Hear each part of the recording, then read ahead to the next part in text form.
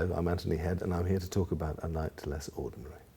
If somebody's going to go as an audience member the first time, go with a completely open mind. It is going to be a night less ordinary. It won't be anything that you have experienced before. Don't have any preconceptions. Don't think, oh, it's going to be boring, or don't think it's going to be stunning. Who knows what it'll be, but that's the joy, that's the excitement. Go and see another, and start comparing them, and start to get a picture of how varied and how extraordinary theatre is. It's something that we still have, that's part of our culture, that we should treasure. I'd be impressed with anybody that took me to the theatre. I would always be interested to see what they chose to take me to. It would be, it's always a good gauge of where somebody's at if they take you to a comedy or a deeply emotional show. I have got to do, because my mum wants to see me play Macbeth. So I've got to do that in the nearish future. I would love to do a theatre like Bath, possibly Bristol. I'd love to do one of the old Regency houses. I'm doing 6 Degrees of Separation at the Old Vic in January. I'm playing Flan, who is an art dealer, who's apparently a smooth operator, but he has flaws.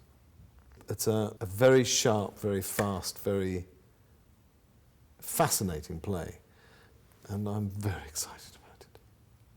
You see great acting on television, but it's been rehearsed just before they take. I mean, on Merlin we do about 5, 6 takes, 7 takes. We do it until the director gets what he wants. When you go to the theatre, or when you see something in the theatre, there's no second take, that's it. At that night. It's a fascinating experience, and watching it, being a part of that, is equally fascinating. How many dead? Too many to number. I'm sealing the citadel. You can't. I have no choice. I have to protect those who have a chance. If I don't, we will all fall. Where are you going? There are people trapped on the drawbridge. I forbid you. I'm not leaving them to die. It's suicide. It's my duty to Camelot, and to myself. There's nothing like watching a young cast getting to grips with a juggernaut like Merlin, that you know from its outset is just trundling on and taking us all with it. And part of Uther's kind of gradual progression will be the fact that he is not as capable as he used to be, and that will drive him insane. The fault is the inability to yield and to change. And I think that's basically what Arthur is set up as. He has that ability. He has the ability to admit if he's wrong and change his decision. Uther can't do that. Great scene with Bradley coming up. It's a very emotional scene. It's that clash between someone who's coming of age and the father. And it's that slight power struggle, and slight, it's about, I'm stronger than you now. And it's pretty darn good. He's fantastic. It's really, really good. In fact, Colin has to be part of it, and they played it beautifully. And the challenge was actually keeping a lid on the emotion. And it's really, really lovely. Everybody handed in a cool performance. You have hunted her kind like animals. How many hundreds have you condemned to death to ease your guilt? Those who practice magic will stop at nothing to destroy us. I have only done what is necessary to protect this kingdom. You speak of honor and nobility. You're nothing but a hypocrite and a liar! I am your king and your father. You will show me some respect.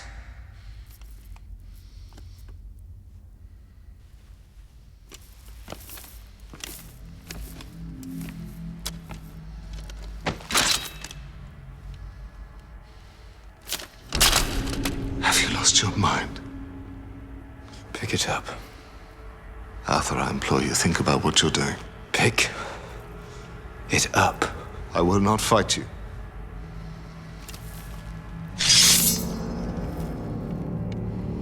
If you choose not to defend yourself, I will strike you down where you stand. You're my son.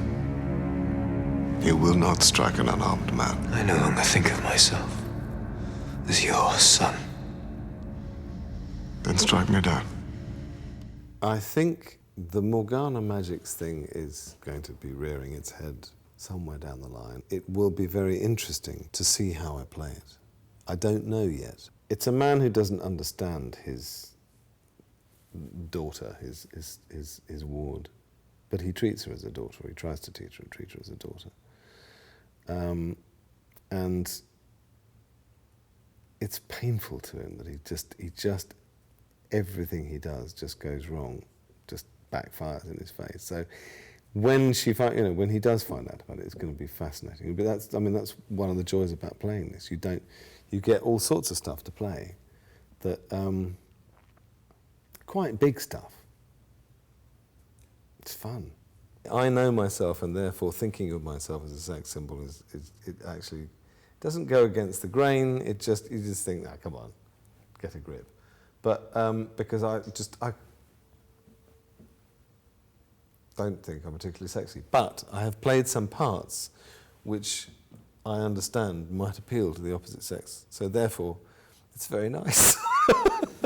I was so blessed it was my castle you came to, that I may look upon this vision every day. Well, beauty is in the eye of the beholder. And I shall behold it. Oh.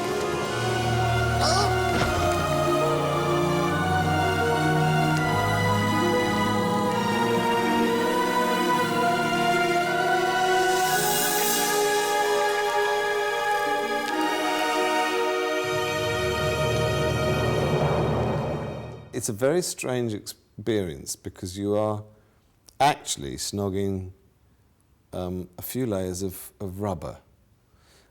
Probably, I don't know, I've never snogged anybody in a wetsuit, but I'm sure it's probably like that.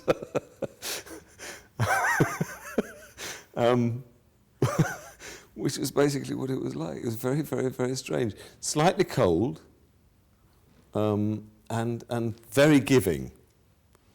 Because somewhere underneath there is her mouth, but it's you have no idea. It's just this thing. Either that or snog in a foam rubber cushion, I suppose. Foam rubber couch. So if anybody's in the mood for snogging their sofa, check it out.